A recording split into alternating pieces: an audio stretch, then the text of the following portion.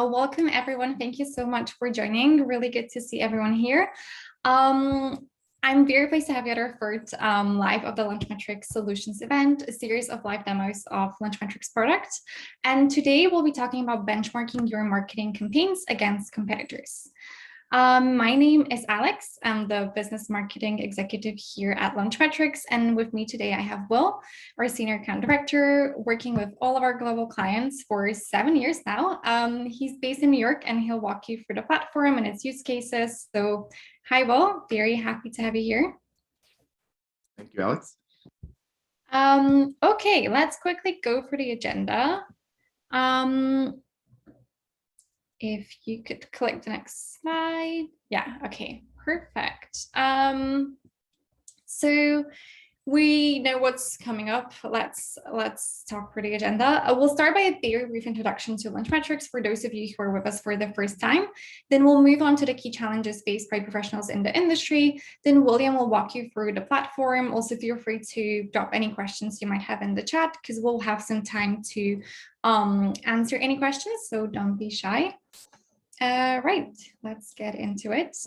For those of you who don't know us, Launchmetrics is the leading brand performance cloud for fashion, luxury, and beauty. We work with over 1,200 clients from the fashion, luxury, and beauty industry, as well as key partners, some of which you can see on the left-hand side here. Launchmetrics is twofold, really. On one side, we help brands be more efficient. We help them digitize internal processes and optimize resources that they already have. And then on the other side, it's tracking their marketing activities, so their strategies and leveraging data and insights so they can better understand the performance of what they've been doing. And today we'll be focusing on that, on the metric side of things, so the one on the right.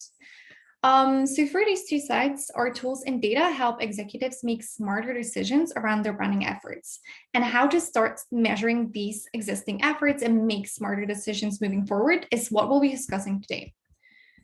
So we covered what we do and how we do it, and now I want to get into something that's called media impact value.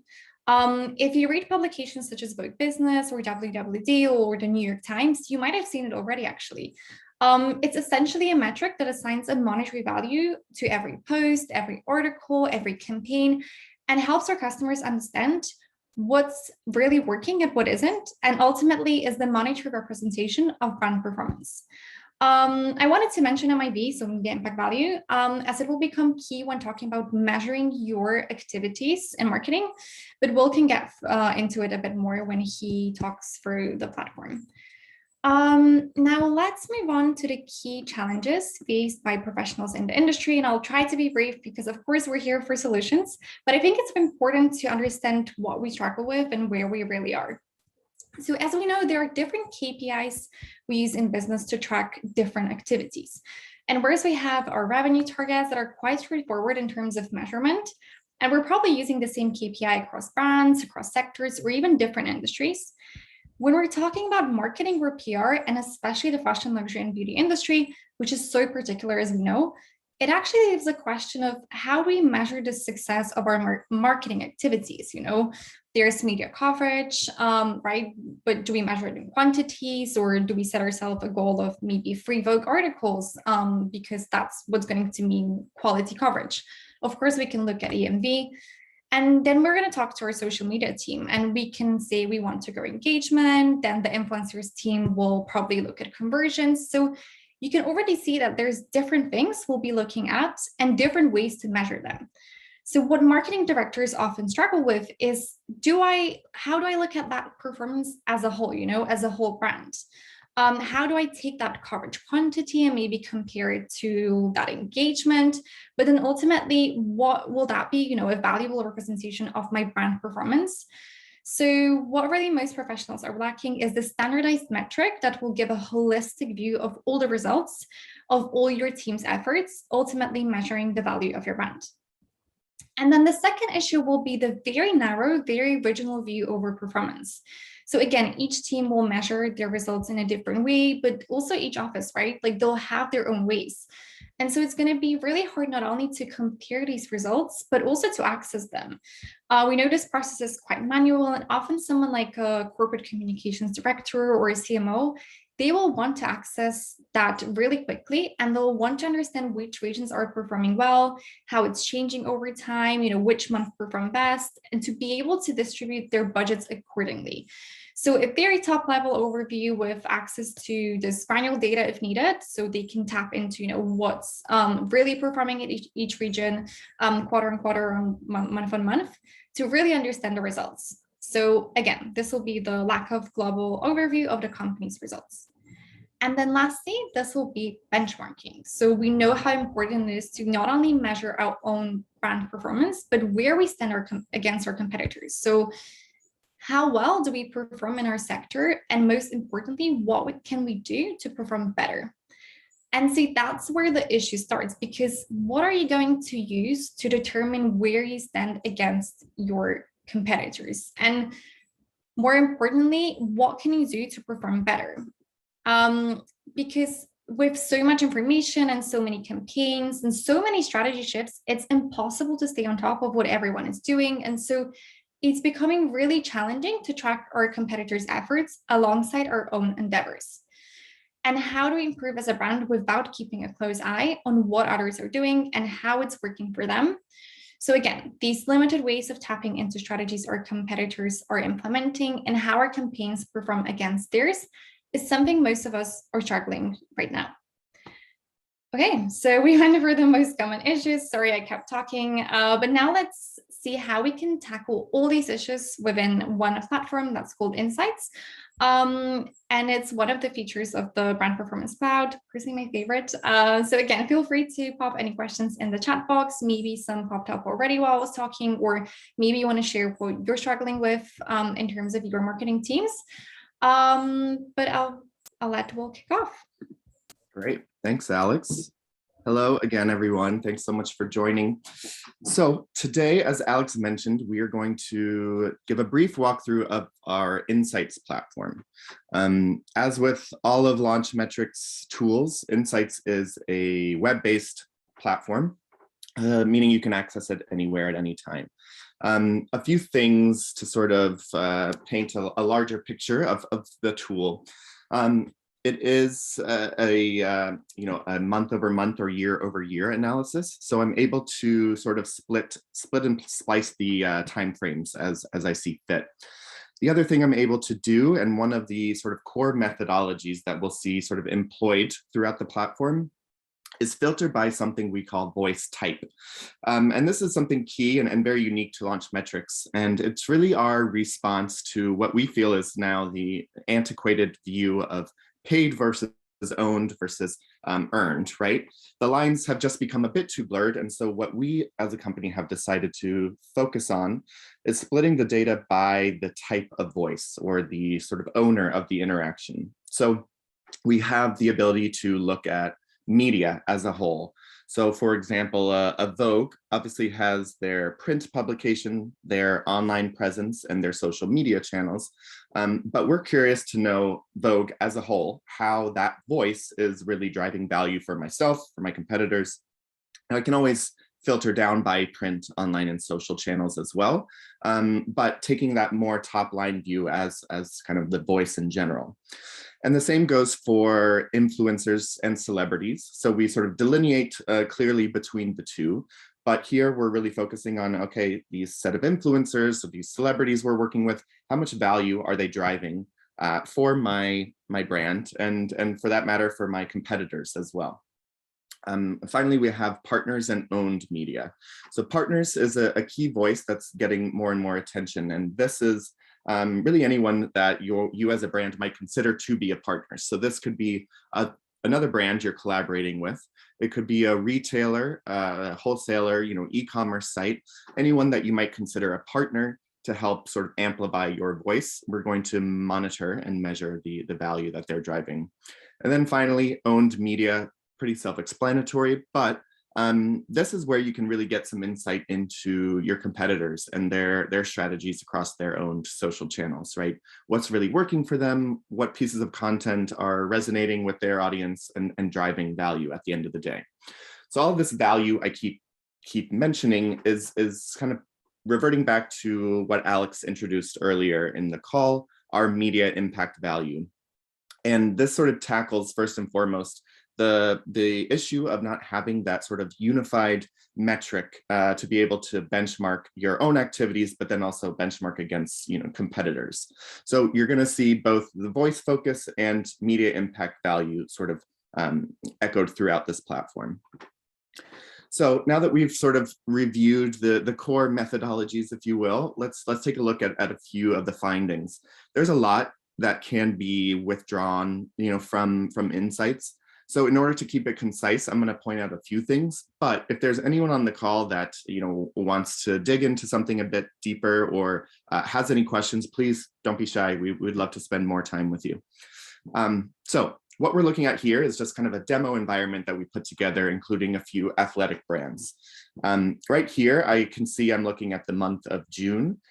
Like I said earlier, if I wanted to do a comparison, I'd be able to kind of select month over month and split the data in that way. So here we can see for this month of June, the rankings in my competitive set. I can see the overall media impact value that was earned by the brand across which number of placements, and then where appropriate, the evolution. So this means we're looking at June. This is going to compare the sort of percentage of change from the previous month, which would have been April or May, sorry. So I can see here my rankings, right? And we'll get into a lot more detail of what's driving these rankings and all of that. Next to that, I've got a share of value. So I can look both by media impact value, but also just by sheer placements alone, who is really owning that share of value. So I can see here, no surprise, Nike is sort of taking the large amount of the cake here, but I can see the split across all of these brands. And again, by the number of placements and by the value associated. Moving down, I can see an evolution chart, if you will. So this is going to let me sort of track peaks and valleys in terms of value being driven across all voices and all channels for each brand.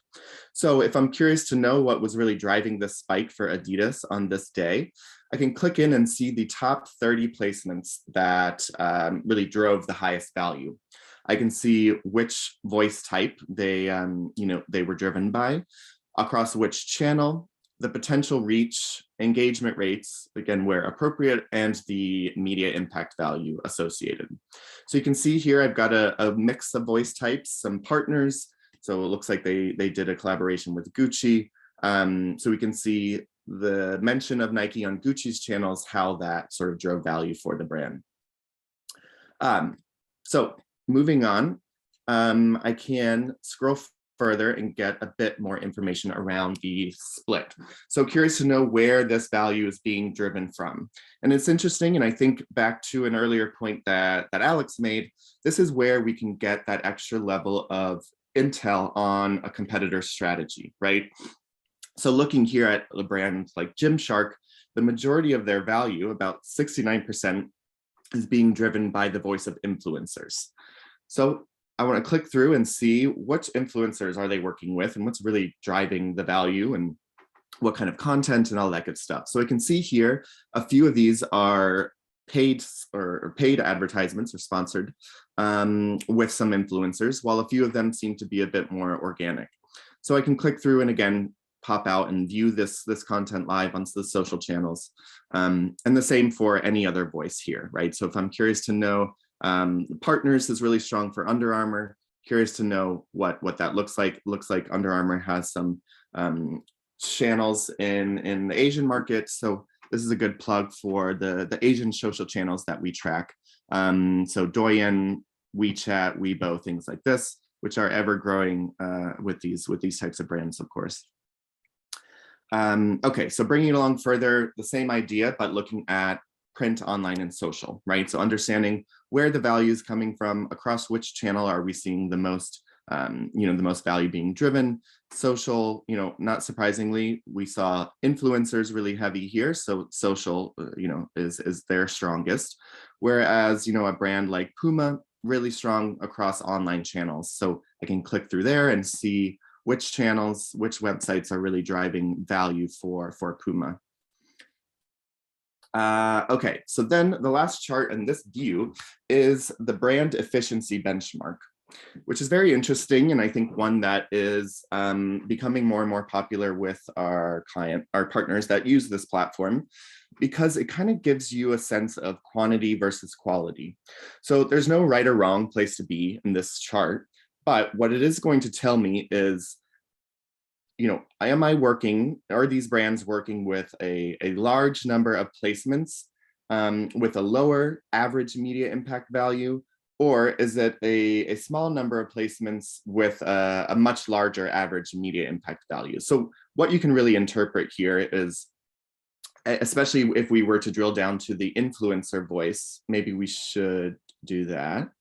For example, what I can see here is, are they working with a large amount of influencers who have a generally lower, media impact value per placement?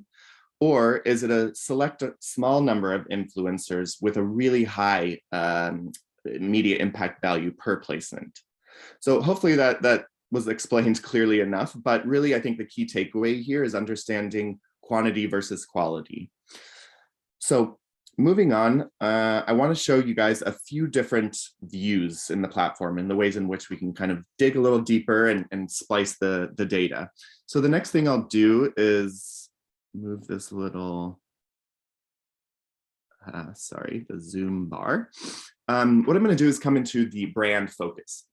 So as we were looking at the benchmark page, which allows me to drill into any of these voices and see those similar charts. What I'm going to do now is come into a brand focus, which is going to take a look at an individual brand. So in this case, we're looking at Nike and Nike alone. I can drill down to any of these competitors I have listed here, but for today's example, we'll take a look at Nike and we'll look at all voices for the moment.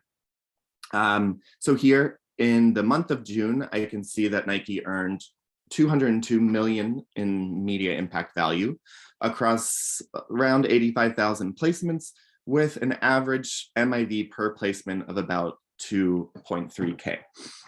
So similar to the earlier view, I can see Nike Alone's sort of evolution throughout the month, understanding where we saw some spikes, where we saw some valleys, and what voices and how much value those individuals were contributing to that day. Coming down here is going to be sort of a heat map of where this value is coming from. So we can see heavy in mainland China, which probably isn't too much of a surprise, along with really strong media impact value being driven by the United States. But I can see here in some other smaller colors, lighter colors in smaller countries, the same sort of value being driven in each one. And of course, I'm able to click through and view those individual placements for each country. So moving down a bit, I can see the data in a few different ways. The voice mix. So again, for Nike alone during this month, what was the voice mix? Where was the value being driven most from? So here in this case, I can see is from media placements. So again, being able to click through and clicking on this Vogue article will take me directly to that article so I can kind of dig in a little deeper.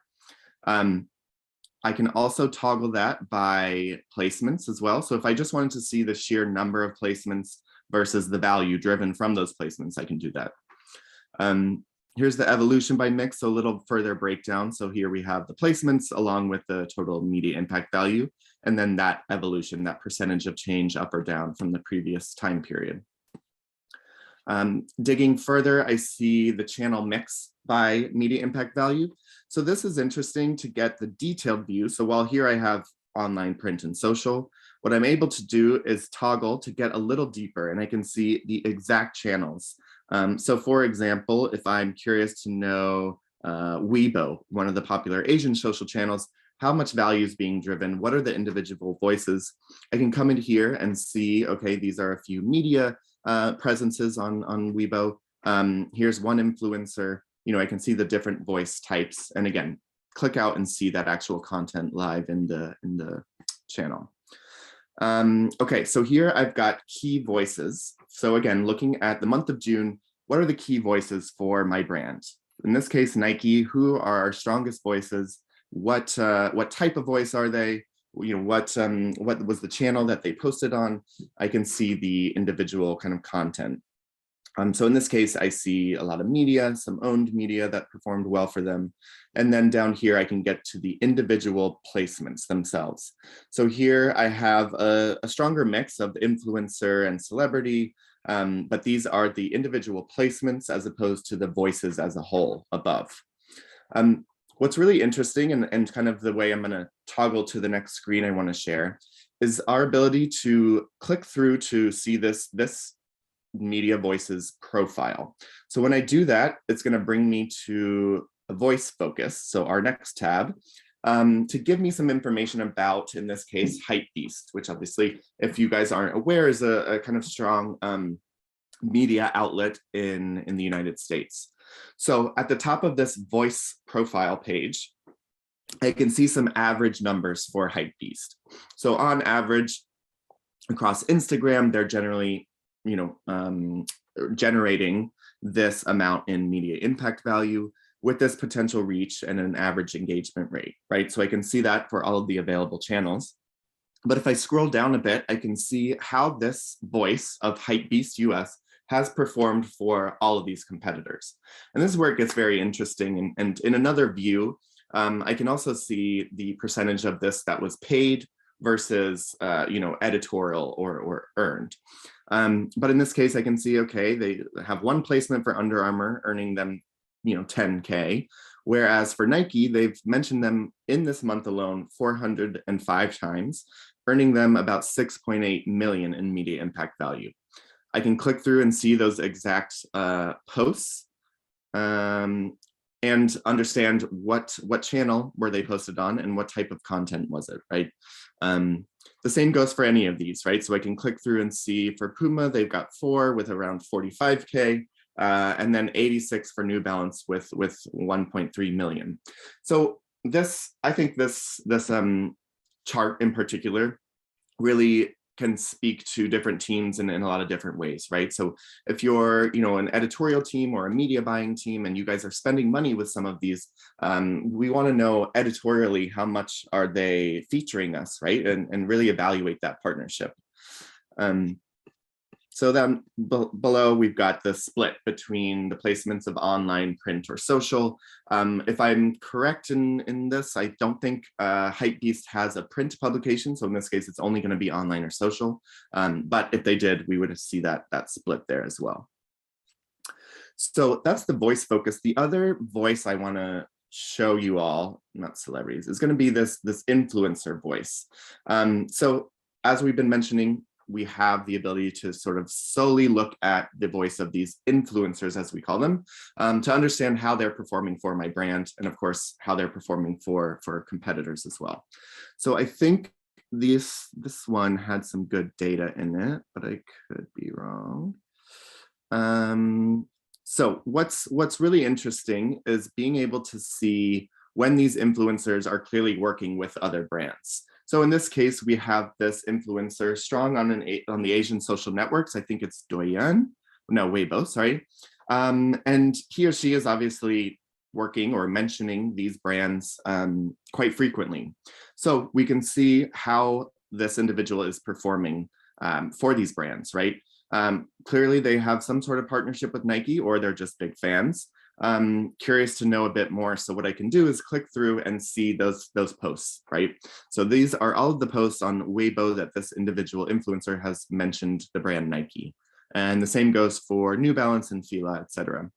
So back to Alex's point about digging deeper into a brand strategy and being able to truly benchmark. This is another great example of, number one, reporting retroactively on how influencers have performed for your brand, but also discovering new influencers. I can come in here and see, oh, wow, Adidas has some strong, influencer voices. Let's come in here and see, who they are, who they're working with. Maybe that's a brand that or a voice that I should look to activate, right? So I can come down here and see those actual individual placements, click out and see the placement on Weibo Live, like I've been mentioning, and dig in a little deeper about the association. So the last thing I want to share, unless Alex, you have anything else, or anyone on the call has anything they want to dig into a little deeper, I'm going to pull it back out to a sort of a wider frame here and speak a bit about this industry benchmarking as a whole. So what we've done is, seeing as we're tracking this data on all of these brands that fit into their niche industries, in this case, we're looking at mass market athletic brands. I want to know, my competitive set, but also sort of the industry as a whole, right? Where's my brand fitting in the grand scheme of things? So you can see here, this particular industry view is comprised of 171 brands, and here they are listed out. So I can get an understanding of, in the sort of grand scheme ecosystem of these athletic brands, where are my competitors along with myself really sitting. So this allows me to see, similarly to that earlier benchmarking view, the year-over-year placements, the year-over-year media impact value. And of course, for those brands that are in my actual tenant, as we call it, I can click through and see more detail around them. So in this case, going back to that brand focus, this time we're looking at New Balance, but we can see the same series of charts. So it's repetitive in the best way, so that it's very user-friendly. You can understand. All of these charts are able to be downloaded as an image or Excel. So really helpful in terms of compiling your own reports and pulling this data and extracting. The last thing I'll mention about sort of Launchmetrics as a whole and how we partner with clients in regard to insights.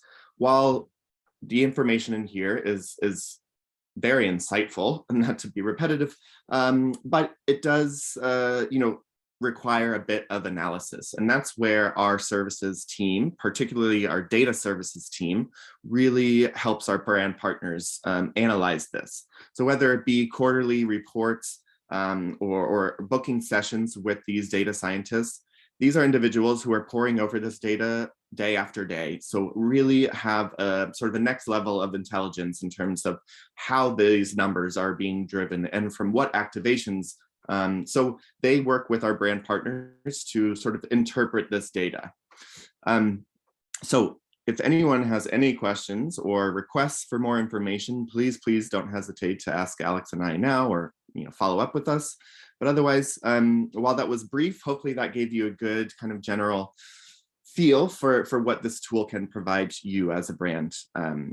So that's all I'll have to share for the moment. Alex, I'm not sure if we will open it up to questions, or if there's anything else you think I should touch on, let me know, please. Yeah, we only have 1 minute, so I want to be mindful of the time. But someone did ask, are the competitors set in the platform, or can I choose my own brands? I mean, who I consider a competitor? Yeah, great question.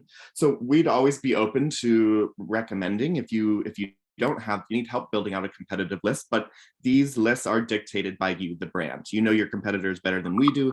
So you would be able to let us know, and we would build out this environment for you.